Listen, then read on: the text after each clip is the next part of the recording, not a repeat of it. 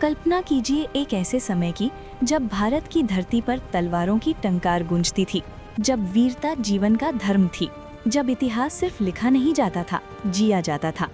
ये वही समय था जब हिंदी साहित्य ने अपनी पहली सांस ली। आज हम चलेंगे हिंदी साहित्य के उस स्वर्णिम युग में जिसे हम कहते हैं आदिकाल, जहाँ वीरता है, युद्ध है, प्रेम है और है हमारी भाषा का जन्म।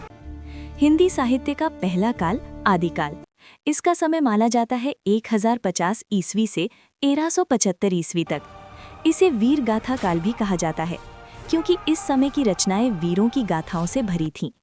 इस काल की प्रमुख विशेषताएं हैं वीरता और युद्ध का वर्णन, राजाओं की प्रशंसा, धर्म और नीति का प्रचार, लोक भाषा का प्रयोग, इतिहास और कल्पना का मिश्रण। ये वो समय था जब भाषा संस्कृत से निकलकर जनता की भाषा बन रही थी। ये समय राजनीतिक उथल-पुथल का था। विदेशी आक्रमण हो रहे थे, राजपूत शासक अपने राज्य और सम्मान की रक्षा के लिए लड़ रहे थे। इसी संघर्ष ने साहित्य को जन्म दिया। कवियों ने वीरों की गाथाएं लिखकर उन्हें अमर बना दिया। इस काल की सबसे प्रसिद्ध रचना है पृथ्वीराज रासो, जिसे लिखा चंद बरदाई ने। ये महान राजा पृथ्वीराज चौहान के शौर्य और युद्धों का वर्णन करती है। इसमें वीरता, प्रेम, युद्ध, बलिदान सबका अद्भुत मिश्रण मिलता है।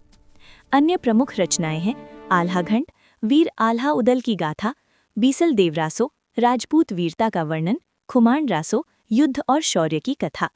इन सभी रचनाओं में वीरता का अद्भुत चित्रण मिलता है। इस समय की भाषा थी अपभ्रंश, प्रारंभिक हिंदी, राजस्थानी, ब्रज के प्रारंभिक रूप। यही भाषाएं आगे चलकर आधुनिक हिंदी बनी। आदिकाल सिर्फ इतिहास नहीं है, ये हमारी संस्कृति का आधार है।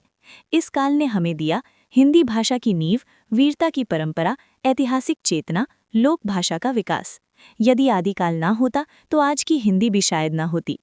आदिकाल सिर्फ इतिहास नहीं, ये हमारी पहचान है। ये हमें सिखाता है वीरता क्या होती है, सम्मान क्या होता है और भाषा की शक्ति क्या होती है।